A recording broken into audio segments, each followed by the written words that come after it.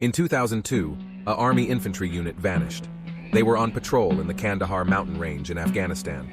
When their communications went silent, the most elite Army unit would get deployed, the Special Forces Green Berets.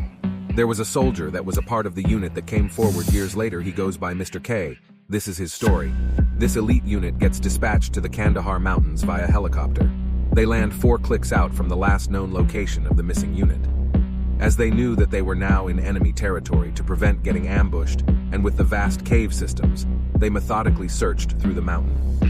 This process was slow and took a lot of precious time. After the first few days, nothing impelling happened. No contact with the enemy, and no signs of the missing infantry unit.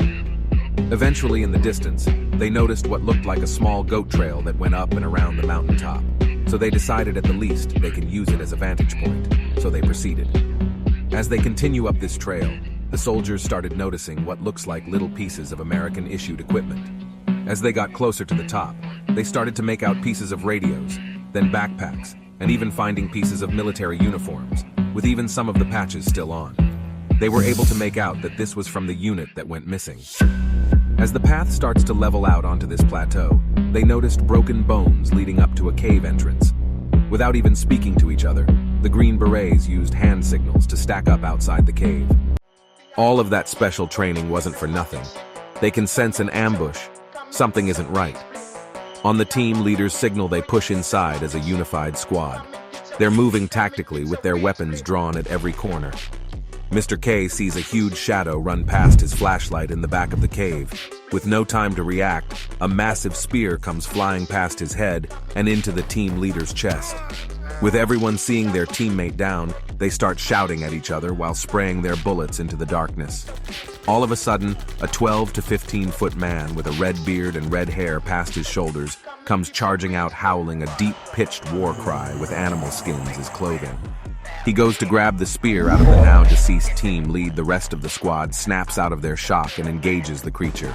They fired until their clips were empty, and the monster was filled with lead. Before the giant fell to his knees, he screeched out in an unknown language, followed by his body hitting the ground. With everyone trying to make sense out of what just happened, Mr. K radios command explaining that a very large, possibly human creature threw a projectile and killed one of them. They then sent 2 helicopters, one to retrieve the giant and one to retrieve the team and their fallen comrade. The giant was lifted up in a helo with a net weighing 11,000 pounds and having 6 toes and 6 fingers.